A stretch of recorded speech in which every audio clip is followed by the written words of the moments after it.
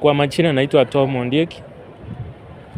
Mimi ni Derefa Wa Enacoach ambaye aliumia.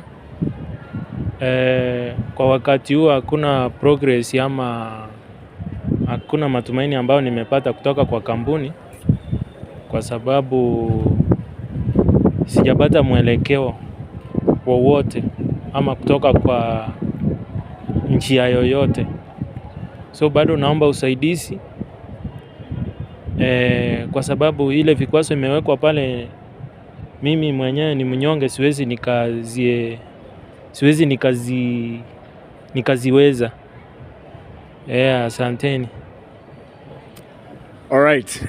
Thank you very much. My name is Anthony Karumba, of course, the Gen Z is 001.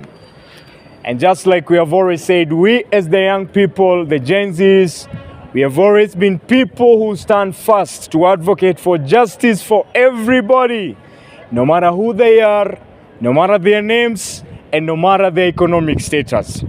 Now with us here is actually Tom Ondieki, the driver of Enacoach, the victim of we identify him as a hero who actually lost his hand trying to save 14 passengers who he was carrying in a PSV matatu belonging to the Enacoach employer.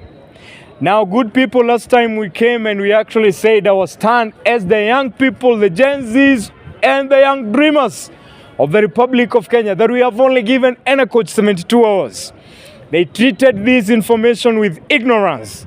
Now, good people, we want to explain very well before date 9, because now we only have 7 days to go. And look, this is where the range is.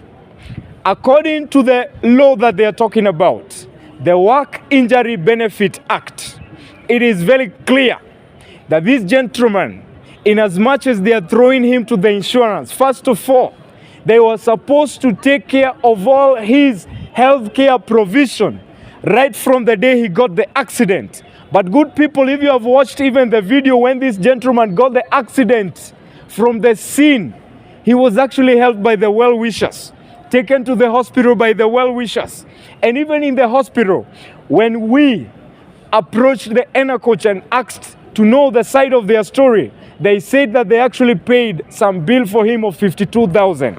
But the truth is, and the sister to Tom said it, that they are the ones who paid 52,000 to the hospital, and they were raising through a harambe. Now, good people, this gentleman has gone through a lot.